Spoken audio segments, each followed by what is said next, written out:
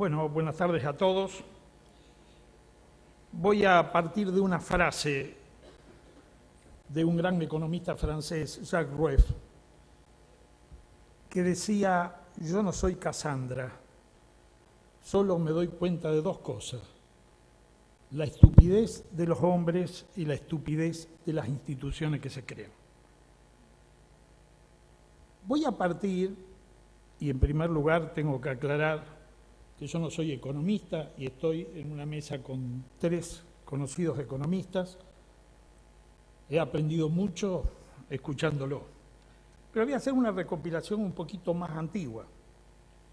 Voy a pasar con el gran problema que creo que presenta la historia de la economía argentina: la iliquidez crónica que tiene.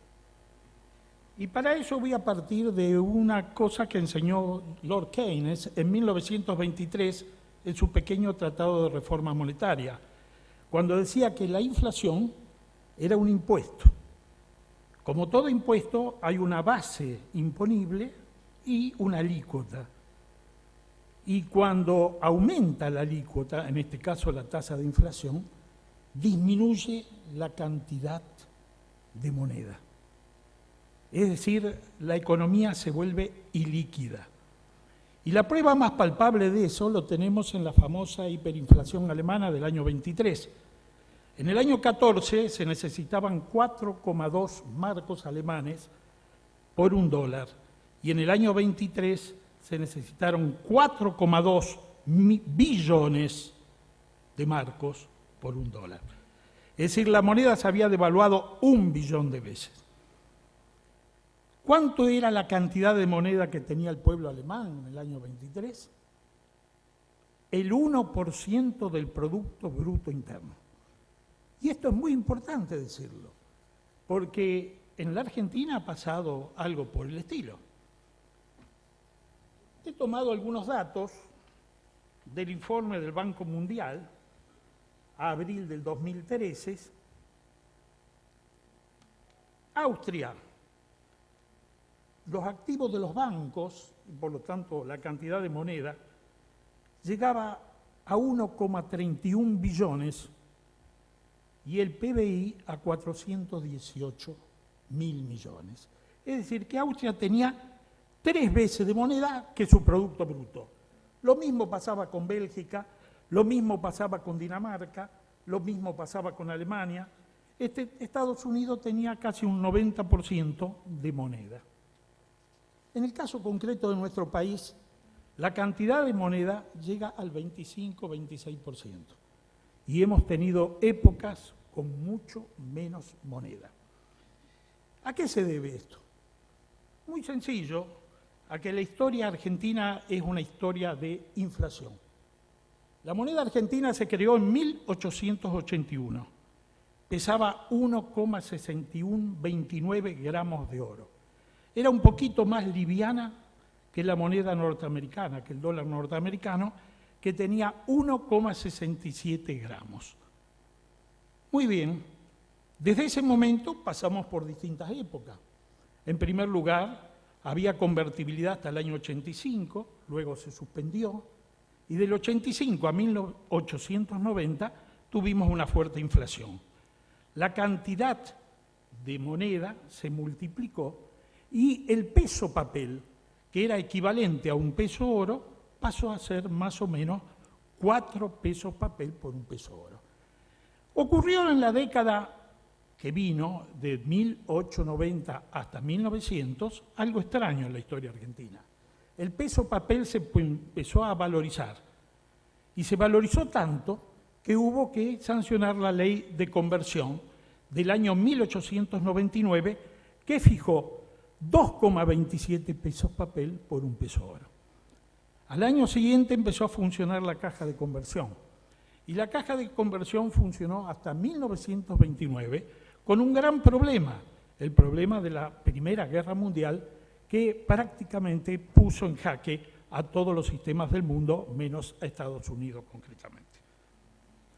Pero cuando se rehabilitó la caja de conversión en el año 27, en poco tiempo la Argentina tenía más oro que es Gran Bretaña. Gran Bretaña tenía 300 y pico de toneladas de oro y la Argentina en el año 28 llegó a tener más de 1000 toneladas de oro. Si lo valorizamos al valor de hoy, que está medio alicaído el valor del oro, tendría más o menos 46 mil millones de dólares. En el año 35 creamos el Banco Central de la República Argentina y como dijo un gran tribuno santafesino, don Lisandro de la Torre, crear un banco central sustituyendo a la caja de conversión era como poner el patrimonio de los privados en manos del Estado. Y eso se cumplió. Eso se cumplió. Realmente la República Argentina, desde los años 40 hasta ahora, le ha ganado a la hiperinflación alemana 40-1. Porque la moneda argentina, concretamente, 4 veces se había devaluado hasta los años 40 y 10 billones de veces se depreció desde los años 40 hasta la actualidad. Le hemos cambiado 13 ceros, que son 10 billones, por 4, 40 billones de veces. Es decir, volvemos a repetir que le ganamos a los alemanes 40-1. Esto es lo que ha llevado a que la gente busque otro tipo de moneda, trate de guarecerse en otro tipo de moneda. Y como muy bien expresaron los que hablaron antes que yo, en este momento la cantidad de reservas prácticamente, y aquí tengo que decir que difiero de algunas de las cifras que se dieron, en el cálculo del balance del Banco Central al 15 de septiembre, la cantidad de reservas concretamente me dan 22.000 millones de dólares. He partido de lo que he expresado en pesos, dice el Banco Central que tiene como reserva, le he deducido lo que el banco tiene en el pasivo en otras monedas y llegó a 26 y pico de millones de dólares. Y encima hay un crédito o créditos que figuran en la cuenta otros pasivos del balance del Banco Central por alrededor de 4.500 millones de dólares. Resultado llegó a 22.000 millones de dólares. Realmente esta es la situación. Y si uno tiene que pronosticar lo que va a pasar, realmente es muy preocupante lo que puede pasar. Es muy preocupante. Es muy preocupante porque realmente ayer, casualmente, hubo un debate, creo que ayer o antes de ayer, en la televisión.